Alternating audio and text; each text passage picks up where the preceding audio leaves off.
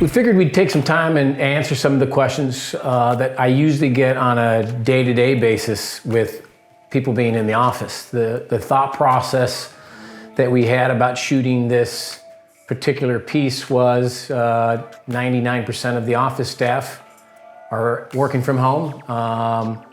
The field investigators, both on the surveillance and statement side, are kind of lost touch on a day-to-day basis as well. So we figured we'd give everybody a forum to ask or put forth questions that they may be wondering. And this is the results of that particular meeting that we had.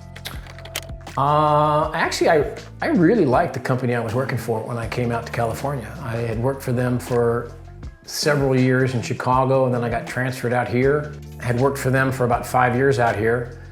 And it really came down to the owner of that company on a series of visits he made to California. He was laminating on the fact that he really didn't feel that loyalty was a very important quality. And over a course of about 3 different meetings that he brought up, I didn't even bring up, he kept harping on the fact that he thought loyalty was overrated.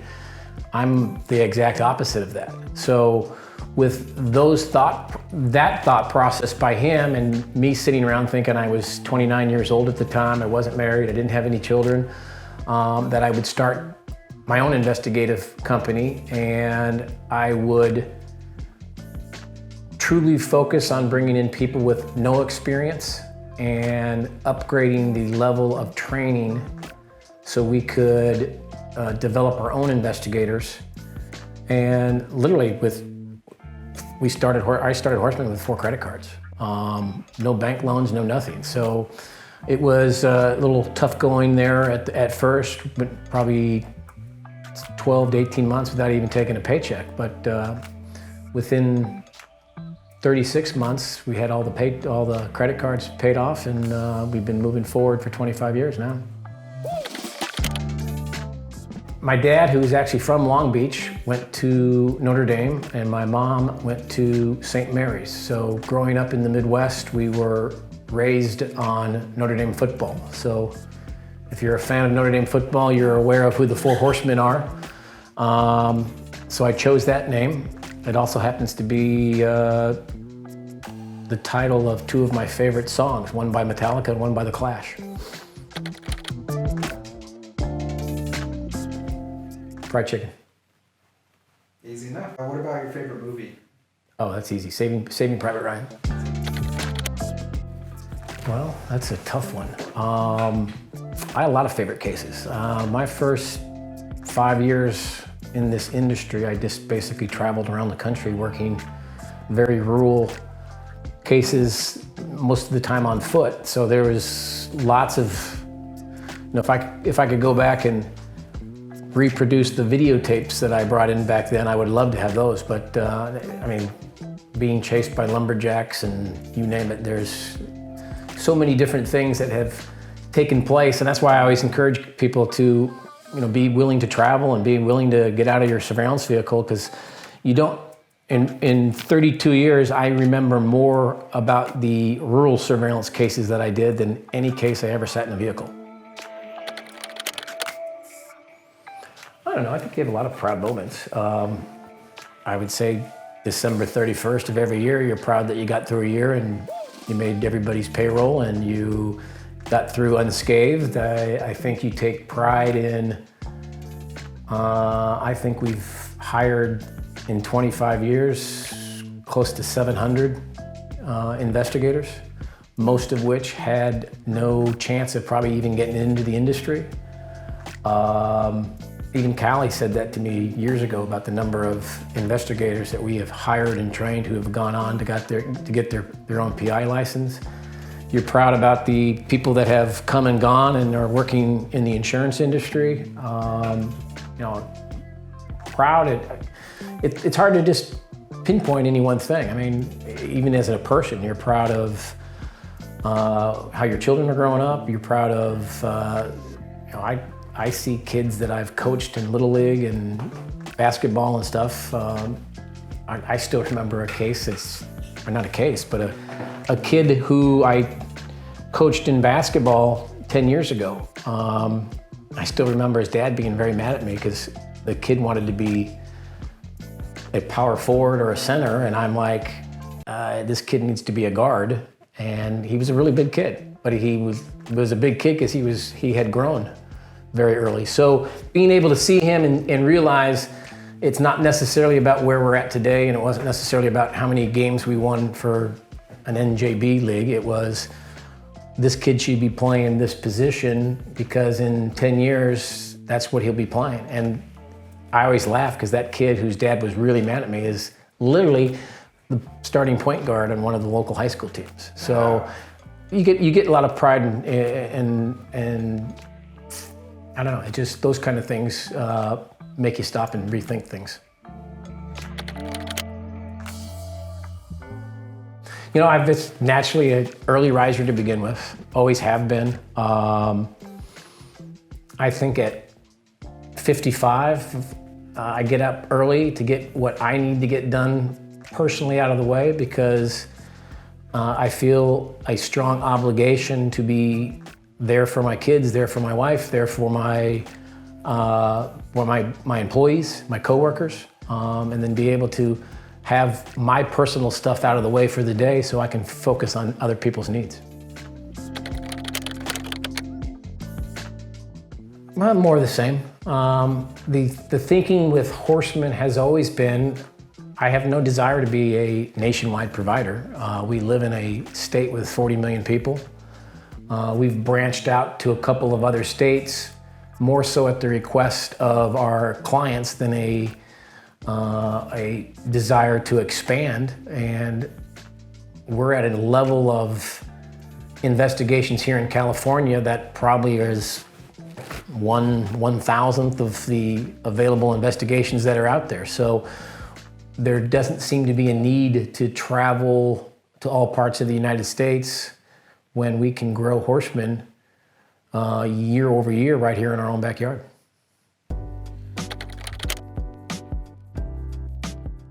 It is a loan that the government gives to ensure that you keep paying your employees during this pandemic. The nice part is if you diligently stick to the model, at the end of this pandemic, you won't even have to pay the loan back. And that's kind of how we're hoping to come out of this. I mean, we went into the pandemic a very financially secure company. We had zero debt. We had zero credit card debt. We had no debt whatsoever. So for us to get through 8 weeks, 12 weeks, not going to be a problem. If we're sitting here and it's August and September, it's going to hit everybody very, very hard.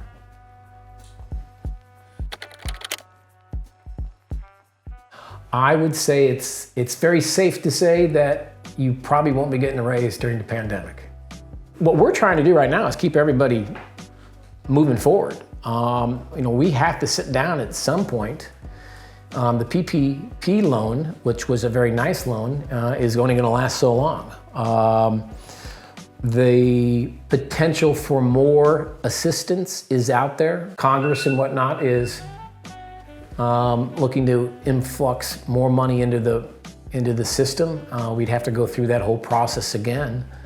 But if there's not additional loans, then at some point you have to sit down and look at maybe reducing people's work week by maybe 25%. So that's kind of where we're at right now. I get that question a lot. That some people have indicated that I don't know how to relax, and I always say, what's your definition? Because laying on a beach chair would not be my definition of relaxing. Laying on the couch would be my definition of hell on earth. I would say any mindless task that you could throw at me, I find as relaxing. I could paint walls for days, I can pull weeds, I can count rocks, but doing something that really you don't have to put a lot of thought process into I find it to be very relaxing. I'd say the most important thing for me, when we're hiring somebody, it's just someone with a general desire to be good at whatever they choose to do. We're looking for somebody that appears to have a authentic interest in investigations. As that person translates into being an employee, I think the most critical thing for me is consistency. Even if you're consistently bad, that is not bad for us. Meaning, I think the hardest thing to manage is an individual who's having a good day one day and a bad day the next day. And as an account manager or as a field supervisor or whatnot, you're not sure exactly what you're going to get in the field. So I'm a big proponent of people who consistently do their job well. If you consistently do your job poorly, you probably won't be working here a whole lot, but at least we know what we're getting. I was 7 or 8 years old and we were living in the Midwest and it was a huge snowstorm and our neighbor was out riding his snowmobile and he got into an accident and I don't think he got seriously injured, but he got injured enough where he had to be taken into the emergency room and whatnot. It then people in the neighborhood became aware of the fact that during the course of his accident, he lost his $10,000 Rolex watch. And it was someplace in a field and it was someplace under snow. And without any authorization or request to go look for the watch, I went out and found the watch. And the thing that I remember the most about it was the neighbor lived up the hill from us, and I was young enough where my mom didn't want me to walk up there by myself, so she sent my older brother with me. So when we got back to the guy's house and we gave him his Rolex watch back, he gave us $50 and he gave 25 to me and 25 to my brother. So I was not necessarily happy with the outcome of next time. The only thing I told myself is next time I'll just keep the Rolex watch. That was my first case. The one case that sticks out the most from Horsemen, if someone said it would be I won't say the brand name, but it was a case that we got, I want to say in like 1996. And I had met a guy that was the operations manager for a local sunglass provider. And we were doing some internal investigations for him. And during the course of that other work, they had this large scale theft of it was the overseas shipment of sunglasses. So they literally lost like 4,000 pairs of sunglasses in one day. And we came in there and there was police cars all over the place and whatnot. And one thing led to the other. And after about 4 weeks of not having any leads or whatnot, the Irvine Police Department just basically said, hey, we're done on this case. And I asked, the guy's name was Norm that I was doing some work for. I said, give us a shot. I'd like to see if we could look into it. So he gave us all the information that they had on that case. And I literally started just going to the local swap meets and looking for these stolen sunglasses. And the stolen sunglasses came in the original packaging, at least they thought they did, and it had a marker on the box that you could only see under a black light. So I literally for, I want to say 8 weeks, went to every single swap meet I could find. About the 8th week, I was down in San Diego on another case. It wasn't anything related to this sunglass thing, and I was driving back up to Orange County, and on a whim at 4 o'clock in the afternoon, I said, I'm gonna swing by the Orange County swap meet. And I went into the swap meet, and the first sunglass person I saw, I said, hey, do you know if anybody's selling this particular model? And he's like, there's a guy in the back who just got a big shipment. So I walked back there, and sure enough, bought one pair of sunglasses, took it to the car, stuck it underneath the black light, and it was the mother lode. So we called the police department, and the long story short, they had us do surveillance on the guy breaking his booth down. We followed him around for a couple of days, and it actually led to the Korean mafia had stolen the sunglasses, drove them all the way to New York City, and then redispersed them to other parts of the country. And just that finding that one set of sunglasses, the manufacturer ended up getting about 75% of their stolen product back. That's like Tom Brady going to the Tampa Bay Buccaneers and saying, I paid my dues and I'm gonna win a lot of games for you, but if we get to the Super Bowl, I'm gonna take the Super Bowl off.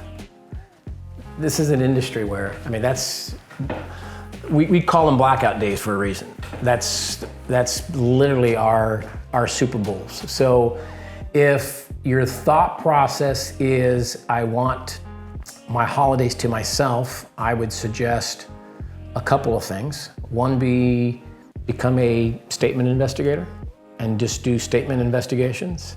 Become an account manager. They, for the most part, work on the holidays, but they're at least at home. Or maybe you might want to find a new industry to get into. Yeah, I mean, right now we're expecting a rather large increase in statement work due to the COVID claims and whatnot. So me and Ed jumped on that bandwagon almost from the get-go. So I think right now we've got 12 surveillance investigators that are being cross-trained to do statement work. We just pushed a couple more people that are in the Hawaii office, encouraging them to get into, again, you know, it's like anything. The more tasks that you can handle, you know, like the earlier question about how do I make more money? I mean, if you can be a cross-trained investigator, you certainly have the ability to earn more money. That actually answered the next question. That's how even, do I make more money? There you go. Well, and I'll say this, I saw a seminar years ago, I can't remember who did it. And it was about, it might have been Anthony Robbins or somebody, it was somebody like that, who basically said, if you want to make more money, you need to incorporate yourself and look at yourself as an actual corporation and not an individual. And at the end of each year, you need to do a stock report and tell your stockholders, which in truth is just yourself, what have I done to increase the worth of my stock? Have I taken seminars? Have I taken classes? We had a kid in here years ago who wanted to do sales, and we gave him an opportunity to do sales. He wasn't very good at sales, but every time I would say anything to him, he had a book on his desk about improving his golf game. And I remember telling him one day, I'm like, are you going to become a professional golfer? And he said, no, why? And I said, because you're spending more time improving your golf game than you are your sales game. So have you read any sales books? No. Have you watched any sales seminars? No. Then how do you expect to get better at sales? And he took that to heart. I think he resigned a week later.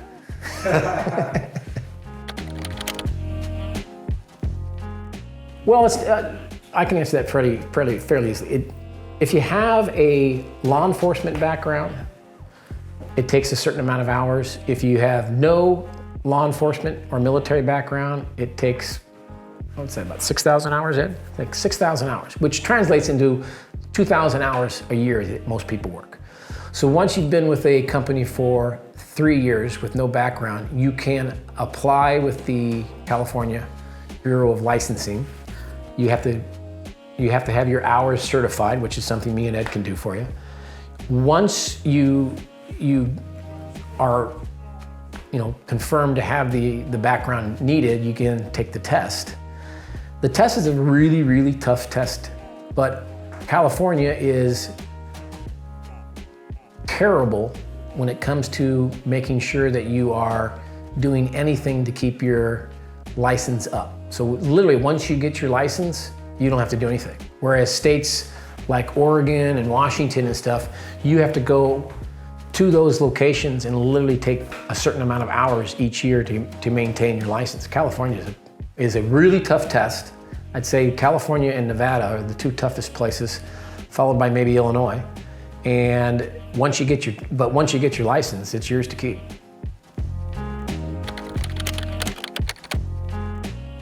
Yes, that's something that if you desire to take a class or a seminar that is related to our industry, just seek out Jasmine. It comes back to consistency. You can't outwork a bad diet, let's put it that way. So if you eat poorly, you're probably not gonna be in the world's greatest shape. But I always tell people, the surveillance position more so than statements, the surveillance position is probably the most mentally challenging thing I've ever done. To sit in a car all day long and to basically stare at a dot on the wall and say, don't take your eye off that. What you find is when you get home from those types of days, you're very lethargic. So if you can find ways to break your day up, if somebody's not active, pull off the case and go take a 3-mile walk and then come back and work the case. If you can get home from a case, do something. I mean, I don't have the same routine from one day to the next. I just felt it's easier to stay in shape than to get into shape.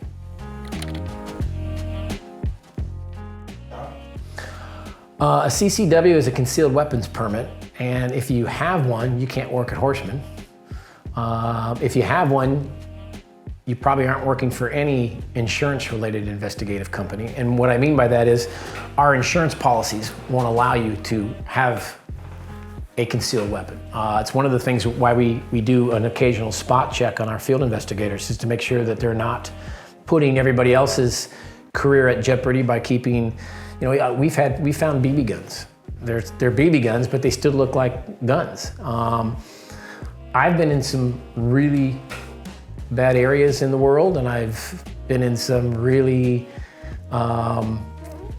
tricky situations, and I've never had to use a gun. And I figure most people who, and I don't know, Ed, you tell me, most people who get shot probably don't know how to use a gun anyway. So I don't know if it's going to make a big difference. False sense of security. Yes. I couldn't find a podcast if I tried. I don't think I've ever seen a podcast. We are in fantastic shape. It's been a long journey there. I mean, I can tell you in 25 years, you have good years, you have bad years. I can remember about year 4 of Horsemen, we were banking with a bank right down the street. And we had a working line of credit with them for like $250,000, and we had $240,000 of the loan or the line of credit being used. And I got a phone call from the banker saying, we made a decision not to do business with companies your size anymore, and you have 60 days to repay your loan and find a new bank. And I mean, those are gut punches. You're just like, wow, how do you get over that? So you do things like drain your personal 401k and you drain your savings, and we paid that loan off. We found another bank, and years later, I can't tell you how many times we lost our #1 client, and that's a significant blow to try to overcome. And then you're trying to overcome it by keeping everybody working. I think we might be the only company that does customer service work, where we just literally make up hours to keep our field investigators. I mean, to me, that's when you go back to that question about what are you proudest of. In our industry, the normal investigator lasts for about 2 years. Our field investigators, on average, is closer to 10. So that's something that, I mean, we try to go out of our way to take care of the people that work here. Well, even if things don't go back to normal, we can have Ed set up a Zoom meeting. We'll have a Christmas party. Everybody's house. We'll have a virtual Christmas party. I get the Harvey McKay one. I don't know how I get that. And I forward that out to the sales and office people. But again, I do a fairly good job, I think, of trying to stay on top of various articles and whatnot, but nothing in particular. And then if I find something that I think is related to the industry, or more so maybe maybe you send out an article to everyone, but it's particularly one person that you want to read that article, if that makes sense. So it's a form of a Jedi mind trick, but you're hoping the person that needs the Jedi mind trick is actually taking the time to read the article. Oh, that's easy, patience. I think you have to, and it's funny because surveillance and fishing are my two favorite things to do, and you have to have a boatload of patience. Raising kids, you have to have patience. So I can't tell you enough how sometimes just sitting in your vehicle and waiting will pay off. Sometimes don't jump to conclusions in something not even business related, personally. Just sometimes the best thing to do is nothing, and you just wait a couple of days and it becomes very clear what you need to do. Well, I'll tell you right now, I think there's one glaring new business opportunity out there, and that would be to investigate whether or not these companies that are telling their landlords and whatnot that they can't pay the rent are they working or they're not working. So large real estate investment firms and whatnot certainly could use our services from a surveillance standpoint. We'll ramp up very, very quickly because of the fact that we do a lot of insurance work, obviously, but the bulk of it is workers' comp. We do a fair share of liability, but liability, even if liability is down, our other case loads will ramp up quickly. We don't do a ton of automotive. We should be, but we don't. And that's just our salespeople need to go out after that work. But the automotive claims are down tremendously because of the fact that nobody's driving right now. But the work's out there. The people that I've spoken to and the individuals that assign us our work are the people that I speak to the most. And they're basically saying that there's all the cases that we were working prior, there are all these cases that are coming in now. You have all these individuals who are now working from home, so you'll see a very large spike in workers' comp cases that happened at the house. You'll see post-termination claims increase. So I would say that the moment the governor or whoever indicates that the state of California and the state of Hawaii are back open, we'll see a very quick, and I'm talking 3 or 4 weeks, return to our normal levels.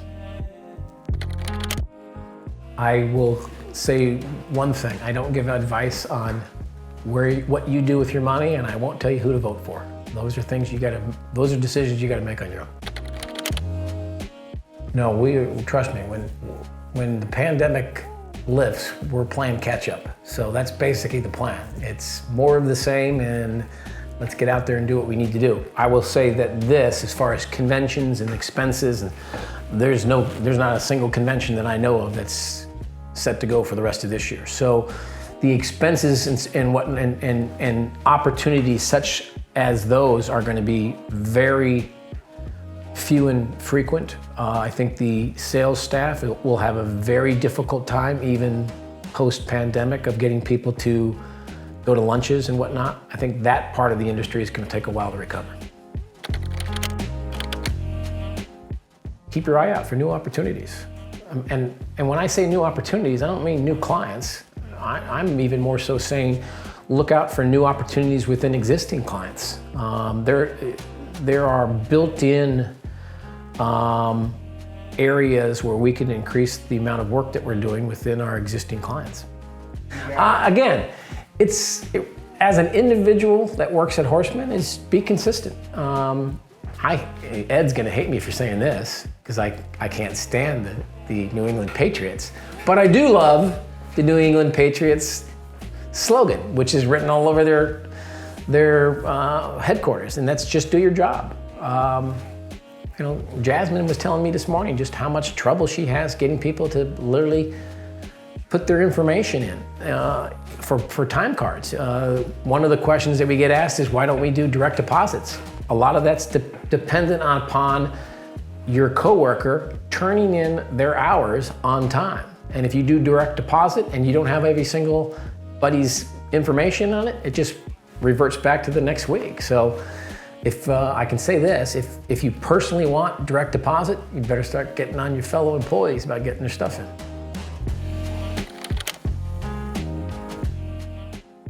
Well, again, I mean, it comes down to, what's your definition of success and what's your definition of what makes you happy and whatnot. I've never really had a big picture. I mean, I literally loved being an investigator. I did not want to be a manager. They coaxed me into being a manager, and I did that for a couple of years, but still enjoyed the surveillance end of the business. When I made the decision to start Horsemen, I felt that we could do a much better job of training people, not bringing in people with bad habits, and letting it kind of organically grow. We have not been a company that's ever been so profitable that we can just throw large amounts of money at different areas. We are willing to expand into new locations, but that has to be something that is, again, organically grown.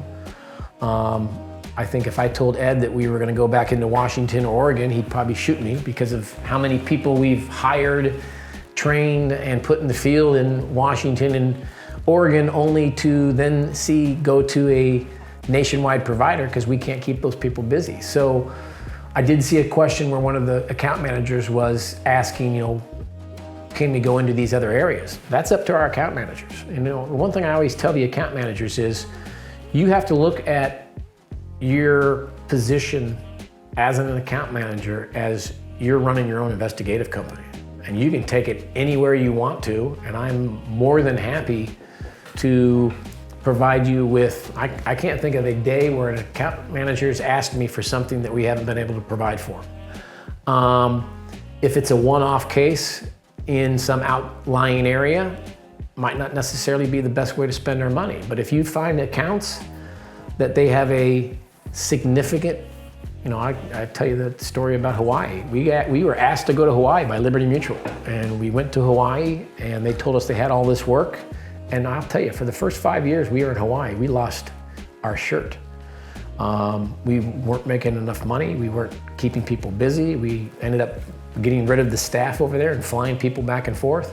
But we've been there now, I think, since 2005, I think it was.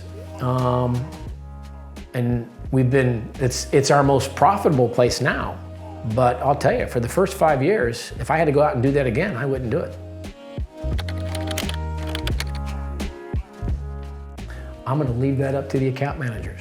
If you have accounts that we can service in that, and they're consistent, I think that's kind of been the underlying word throughout this whole chat, is if the work is consistent, we'll do whatever we need to do.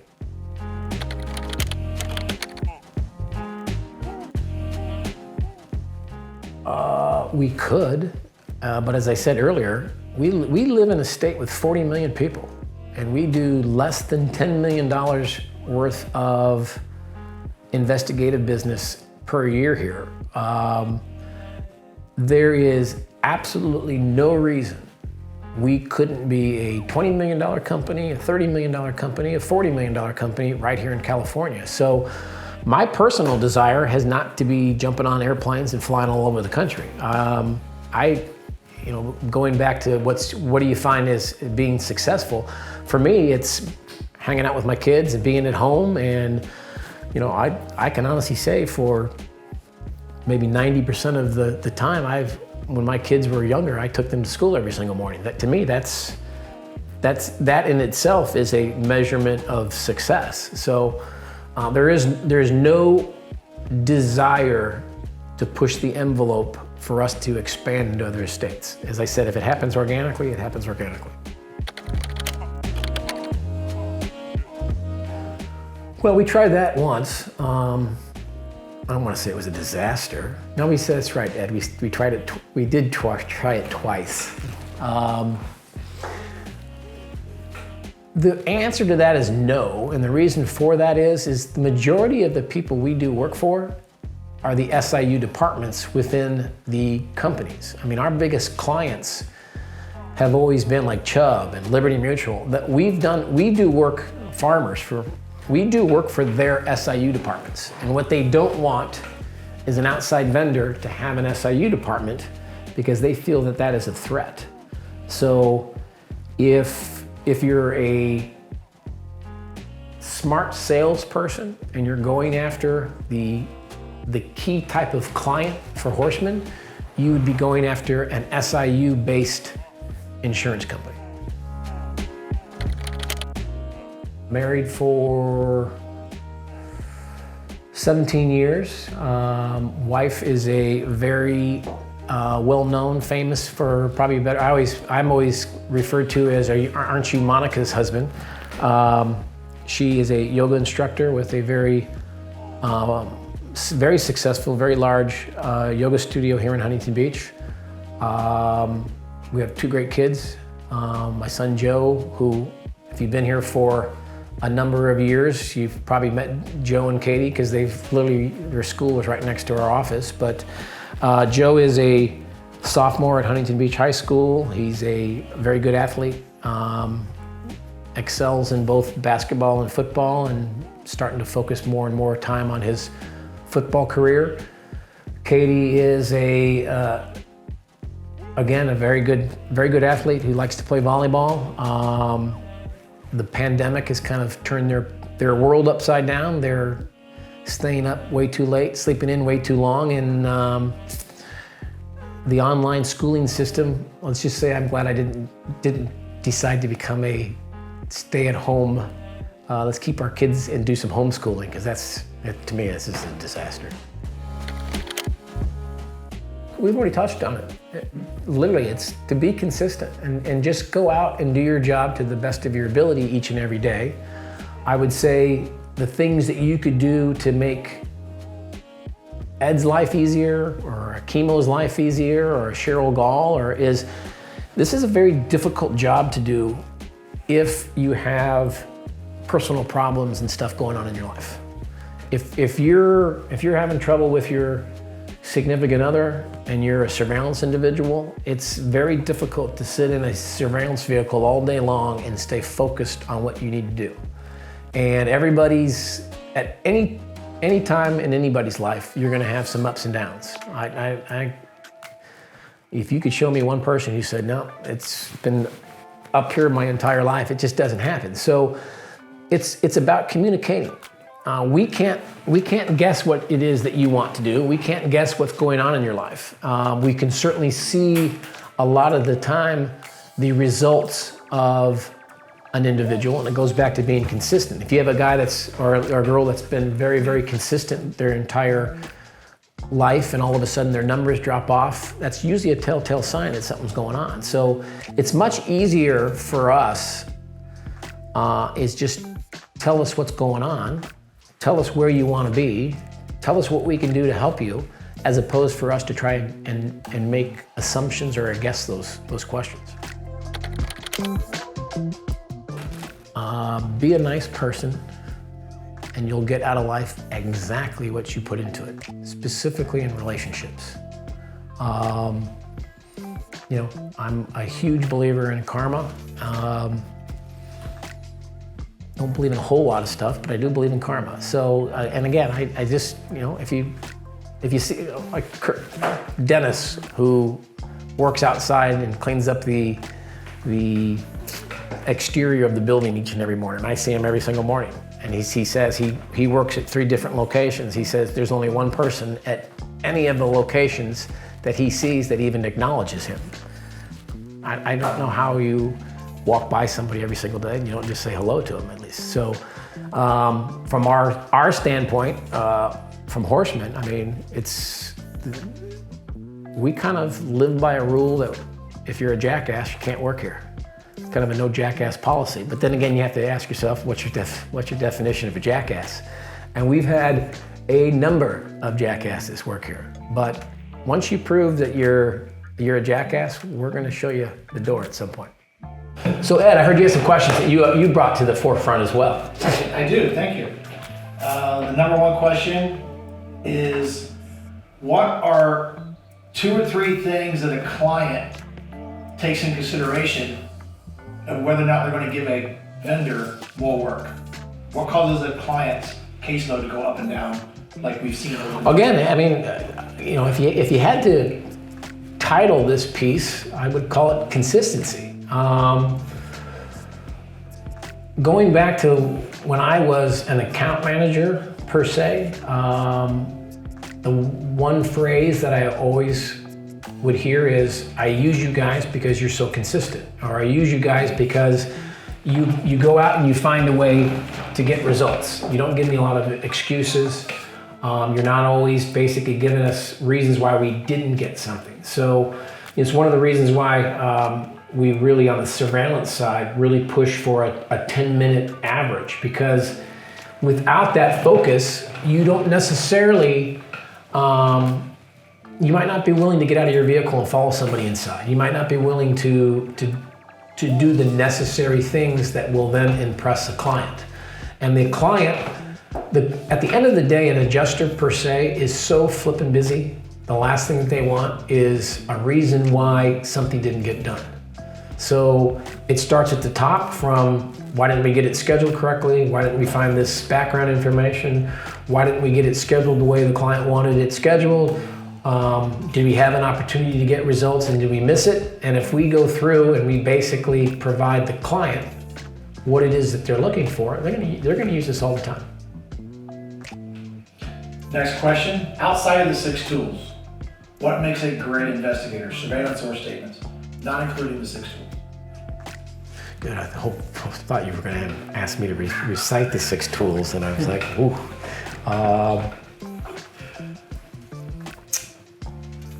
Outside. Again, I mean, it's the effort that you put into it. And I think that encompasses all the 6 tools, but I think at the end of the day is, do you have a general, no matter what you do in life, do you have a general desire to be the best at what you're doing? And I would say in most industries, you find about 80% of the of people that are out there are just going through the motions.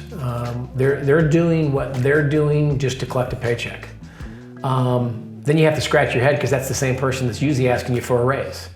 The 20% that are going out there and kicking butt every single day, they don't have to ask for the raise because they're kicking butt, and you want to keep those people around. So I just think it really comes down to a strong desire to be very good at what you do. Okay. It seems you have a great instinct on how to work cases and get results. You can look at an assignment sheet and a couple of days worked and know exactly what needs to happen that next time to get results. What do you think attributes to your ability to have that instinct? Not being human, Ed. Noted. A gift. And I'll say this. I truly believe that certain people have a investigative mindset. And I can honestly say, I knew from this big, something was drawing me to become an investigator. Not a big astrology person, but they do say Scorpios are natural born investigators. I would literally take care of all the pets in my neighborhood when everybody went out of town. And it wasn't, I love pets, but it wasn't because I was, trying to earn an extra buck. It was more so because I would be given the key to the house, and then I could go and investigate all what my neighbors were really up to when they were out of town. So I don't know, I think it's a normally high level of empathy. I can literally, it happens all the time.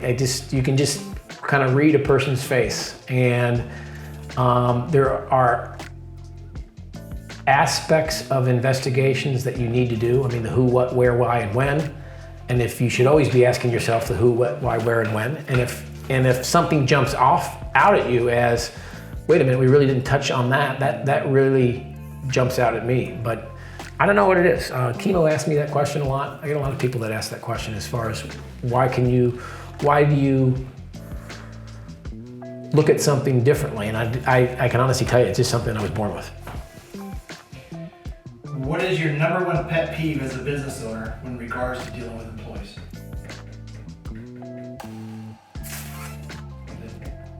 It kind of comes back to consistency. And I want to clarify that. I mean, we have a really good group of employees right now. One of the things that I can honestly tell you is on our weekly meetings, I don't hear a lot of information about this person not doing this or this person not doing that. I think the person that might be the most frustrated right now is Jasmine, with the fact that she has to chase so many people down to get their time clock matters taken care of. And again, that comes back to incorporate yourself.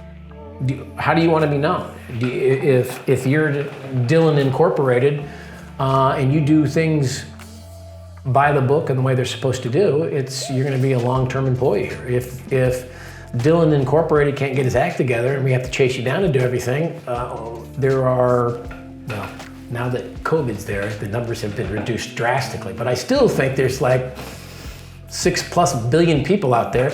We can probably find someone that can do Dylan's job. Not as good as you, Dylan, but we could, you know what I'm saying? So you have to be able to handle your own business. Last question. If your TV broke on only one channel and one TV show, what would you want it to be stuck on?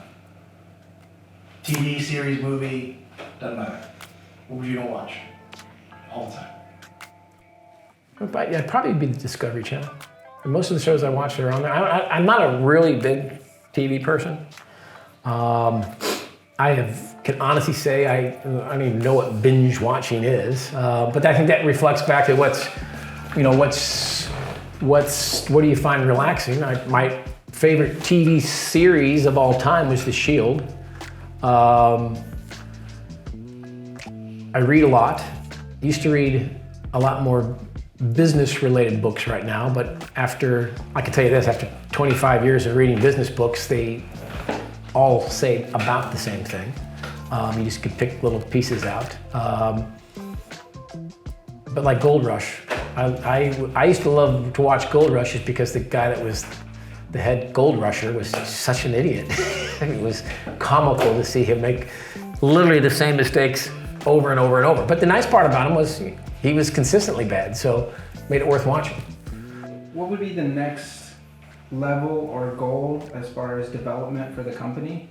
I would say we probably need to expand our focus. I mean, we have account managers and salespeople that refer to things as work comp all the time.